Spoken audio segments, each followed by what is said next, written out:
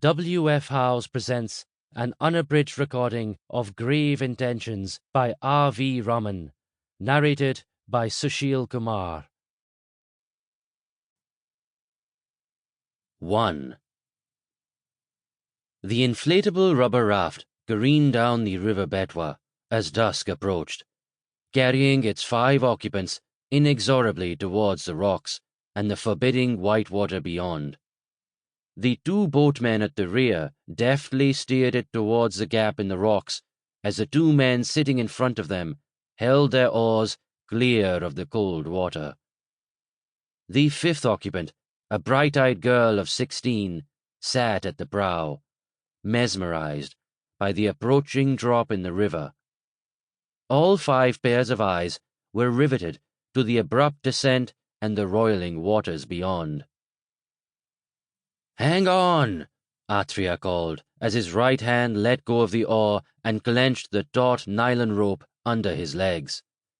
To Harith Athreya's left sat his friend and host, Sharad Sikka, a native of Bundelkhand, who Athreya was visiting again after many years. The girl now crouching at the front and tightly gripping ropes with both hands was Mupriya, Sharad's daughter.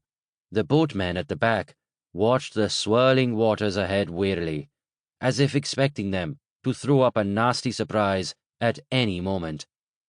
Presently, the raft tilted forward alarmingly as its prow plunged over the drop and buried itself, and Mupriya, momentarily, into the churning eddies of the Betwa. The girl's squeal of excitement turned into a gasp and ended in a splutter as a mass of frigid water drenched her from head to toe. It would leave at least 6 inches of standing water. "Hold tight, Moo," her father called.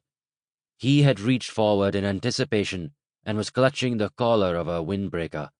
The craft bounced and spun dizzyingly as the rest of it followed the prow over the drop and hit the frothy water. "Row!" called one of the boatmen over the din of the cascading torrent, and 4 oars plunged into the white water as the raft sought to fight its way out of the eddies. Ahead lay a sharp bend in the river, where it also narrowed considerably. The quickening current surged and leapt over rocks, forcing the men to give their undivided attention to steering. The 2 boatmen's primary task was to keep the vessel from crashing onto rocks, seen or unseen. This turbulent stretch was, depending on one's perspective. Sample complete. Ready to continue?